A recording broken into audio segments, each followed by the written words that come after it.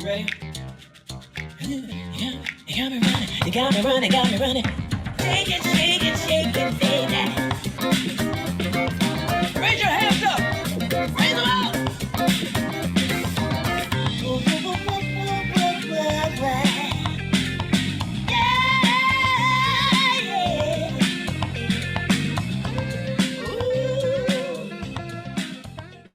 All right. Hi, everybody, and thanks for joining us again. And if you are watching this live as well today, welcome to all the LCMS Trader Club members too. Hope everyone had a good session if you did trade the US session last night. And welcome to all the other people watching this broadcast a little bit later with the delayed feed on the YouTube channel. And if you are looking to join the LCMS Traders Club, make sure that you visit the Jindao Tai website. It's within the video at the bottom of the video as well. So a quick introduction to get things started as well. It is Friday, the 3rd of December, episode 433 of the Daily Currency Call presented by Forex Trading Asia. And a quick introduction to anyone that is new watching this. The currency call is conducted every Monday to Friday at 11 a.m. GMT +8, and the currencies we analyze are as follows. Monday, Aussie and Kiwi, Euro for Tuesday, Wednesday, the pound, Thursday, yen and gold, and then today for Friday, CAD and crypto. Now, the currency call is where we will go through the market economic updates, the key support and resistance levels, trade ideas, and much more. And the currency call aims to be very beneficial to both the long-term investors and the short-term traders. And we'll discuss what could move prices, possible trade ideas, and we'll also put into context how to actually structure the trade with the potential targets and also risks. A disclaimer, finally, is very important. So please take note of this. Any information shared during the session is not intended to be a trade recommendation. It is solely the opinion and views of the speaker. So please remember to do your own analysis prior to entering in any trades as well. And again, please feel free to ask questions in the Zoom chat. And also, once you are in the LCMS Traders Club, feel free to ask questions. We are here to help as well. We've got a few that have come in now. We've got 27. It was looking a little bit thin on the ground here, but welcome everyone. And just to kick things off, we don't have Gimme in today. If you missed yesterday's episode, please watch that because Gim went into a great deal of detail just on the NFP result that is coming out later today as well. So definitely watch that to get prepared. But in the meantime, I'll just go through the US dollar index and just discuss what happened last night as well with the news. So I've got the USD index up here now, the DXY, the 1 hour time frame. I was just having a look. And, you know, really, I didn't stay up too late last night. I wasn't anticipating much was going to take place just with the news that was coming out. And we did break through 96. But as you can see, we really are very much sort of consolidating before the news that comes out as well. And we've gone over that as well. We've discussed the what if scenarios if we do get a figure over 550 or less than, and what, you know, we're thinking that's going to happen as well. But I would say just looking at how the US dollar is behaving, and this happened last month where we had that run up beforehand. So if you are around, it's probably worth, you know, hanging around the charts the few hours before NFP, which is 9:30 this evening GMT +8 as well, which is 1:30 in the afternoon London time. So just to put that into context, definitely worth, you know, hanging around because USD has shown signs of early strength. And I just want to go through the calendar just to discuss what happened last night as well. I mean, there wasn't really too much, honestly, but it just is early signs, especially with that. And I'll just bring this up now with the calendar, thanks to Forex Trading Asia. And, you know, what we did see, so just for Thursday, we had the OPEC meeting out, which Gim discussed as well yesterday and also on Wednesday's call. We had initial jobless claims that came out, which was actually less than expected. So that was a pretty good read. Although last month we did have a record low, but it was just a slight rebound. And I discussed that in the morning market update as well. I just shared a table. I'm actually going to bring that up now, just to give some context about, the figure that actually came out and how it was still relatively quite positive. And as you can see right here, we had 194, 222. So the job market's still very strong in the US, even though there are still a little bit of hiccups here and there that we do see. But again, a reminder, we do have that very significant news event that's coming out, and we've discussed this. Sorry, it was 530K. So again, that's what you want to look for. No, that's not right. Yeah, 550 for the non-farm payrolls. But there is a great deal of news coming out at 9:30. So be very cautious about entering trades around this time. But really, what we've seen previously is that USD strength leading into the news. So that's what I'm looking for. And again, we've got a few moves happening. We've got the CAD in focus today with Jin, and that's definitely, offering some opportunities. And then I'll finish off with crypto at the end here as well. So again, guys, please trade safe. And we've got Jin here now to go through the CAD. All right. Non-farm Friday. I am excited because I get a whole afternoon off. Markets are probably not going to do too much. That's what I usually say, but it's already started moving a bit right now. But the main thing is non-farm Friday tonight. We do have, just checking the news here, today being Friday, 3rd of December on the Forex Trading Asia economic calendar. We do have a lot of news to be released this afternoon from pretty much 1600 hours onwards. So normally we would expect non-farm Friday markets to be a lot more in consolidation, a little bit quieter. But I think that this is going to be quite interesting with the news, despite not a lot of big changes expected in terms of the data to be released, but we might see some movements leading up to the non-farm payrolls, but that's all the euro and the pound data to be released. As Scott was sharing with you, and as we have been talking about for the whole week, non-farm payrolls for the US was 531K, expected 550.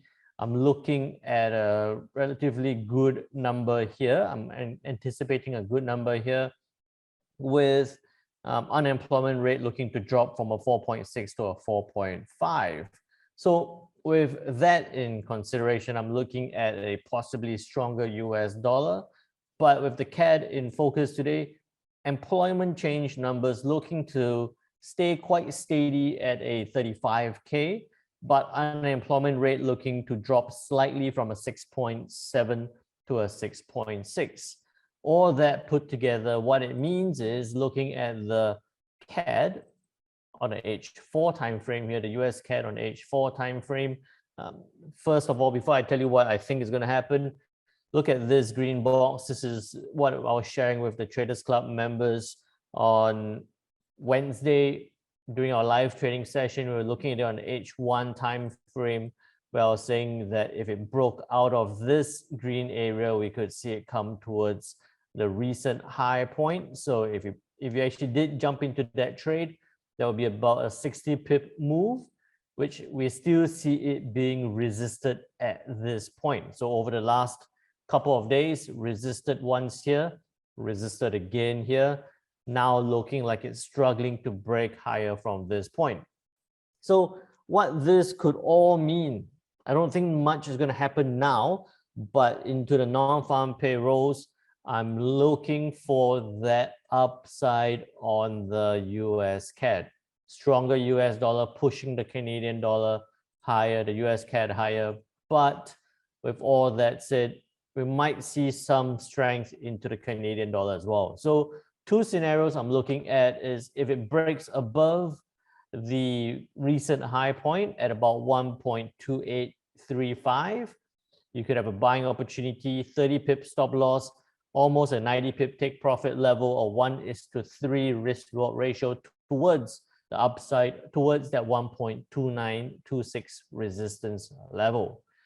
Alternatively, you could also have a pending buy limit order where I could be looking at it dropping, testing that 1.2747 support level or in that region before turning back up again. if that US dollar strength does continue on.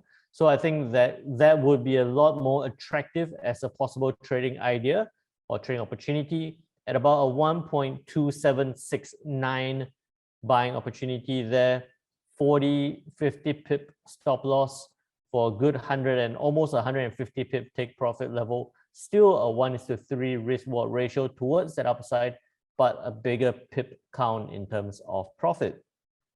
All that put together, US CAD does have some good opportunities. It might be a little bit more volatile with the two news being released at the same time, but there are a lot of other trading opportunities because of the non-farm payrolls. But Traders Club members, I will be doing a quick video on that later into the day.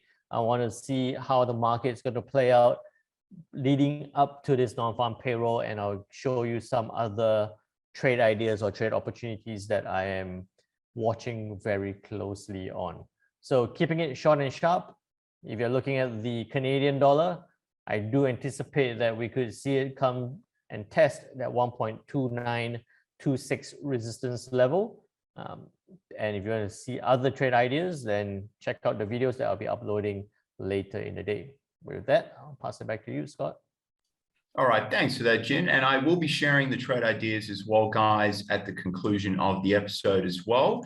And just to focus on now, we do have Bitcoin and Ethereum. So now, again, just a quick disclaimer, I currently don't hold any positions in this. I have discussed my rationale behind that. So this chart analysis hasn't really changed much. We did get a little bit of excitement more in Ethereum this week than Bitcoin. But what I want to see is, frankly, now I've got 47 down here for a line of support, and that is ambitious. But I just really want to see, it might be the next couple of months with how this situation of NFP comes out, and then we've got the next month to consider, and when tapering is accelerated potentially, and also interest rates coming up earlier than expected. So people talk about crypto being a hedge on inflation, but when there's panic, everything just goes down. It doesn't really make sense, but that's something that we've seen previously. So please be cautious on that as well, thinking it's a sure thing that everyone's going to flood in, because with all the institutional money that's flowing in, they have to downsize the high risk assets first, and they'll be obviously leaving crypto because that's what they have to do. And it's, you've got to be a little bit cautious of, coming in when it really tests the highs here. So I want to see some more pullbacks, 54, even down to 50, but really 47 is when I'll start, actually making a proper entry for crypto. So those are my thoughts. I mean, daily there are opportunities, but this is more of a longer term position there. So again, 50K and then even 47. 47 is really where I want 80% of the position to be entered on. Ethereum, now it looked like it was going to break out. This is the 1 hour, and pretty much did an all-time high test, over 4,600, nearly 4,800. We've seen some consolidation now, so everything is just sideways.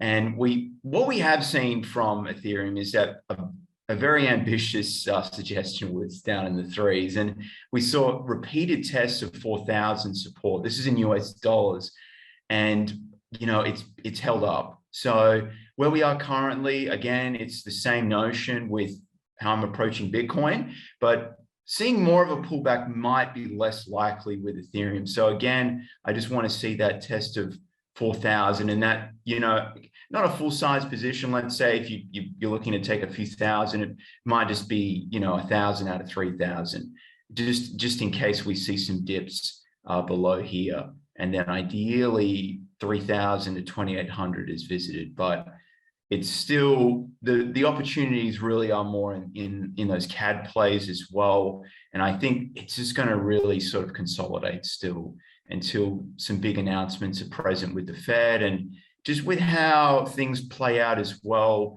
with, equity markets and, risk sentiment. It's still very on off and it's unclear. So stay safe, and there's no entry here. I'm not looking to play the breakout on the high. That's that's not what I'm looking for. So those are my thoughts there on crypto, guys, as well.